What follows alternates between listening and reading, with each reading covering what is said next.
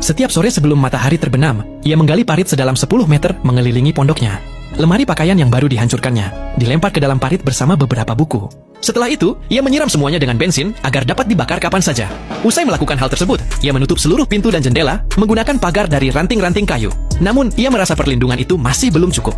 Ia kembali ke dalam kamar dan memperkuat bagian dalam pintu serta jendela dengan papan kayu sebagai lapisan pertahanan kedua. Setelah semua persiapan selesai, David memasukkan peluru ke dalam senapannya. Hal itu sedikit menenangkan pikirannya.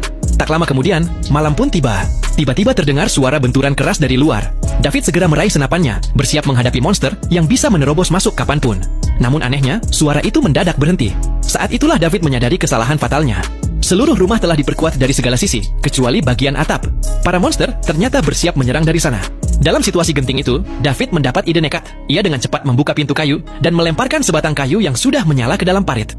Api besar langsung berkobar di luar. Monster-monster itu terpaksa mundur kembali ke laut, tetapi api justru semakin membesar dan mulai melahap rumahnya. David berusaha memadamkan api dengan handuk, namun usahanya sia-sia. Demi menyelamatkan diri, ia tak punya pilihan selain meninggalkan pondok.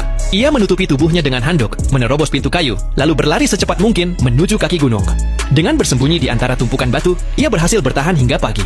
Keesokan harinya, David mendapati pondoknya telah hangus terbakar dan sama sekali tak bisa ditinggali. Tanpa tempat berlindung, ia tahu dirinya tak akan sanggup bertahan satu malam lagi.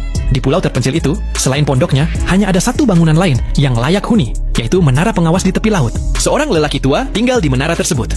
Sistem pertahanannya sangat kokoh, dengan ranting-ranting tajam yang ditancapkan mengelilingi bangunan. Namun, lelaki tua itu memiliki sifat yang aneh. Seberapapun David memohon, ia tetap menolak membiarkannya tinggal bersama. Beruntung, persediaan makanan di ruang bawah tanah pondok masih terjaga dengan baik. David menggunakannya sebagai bahan negosiasi, hingga akhirnya lelaki tua itu setuju menerimanya. Meski demikian, mereka tetap harus menghadapi monster-monster mengerikan itu.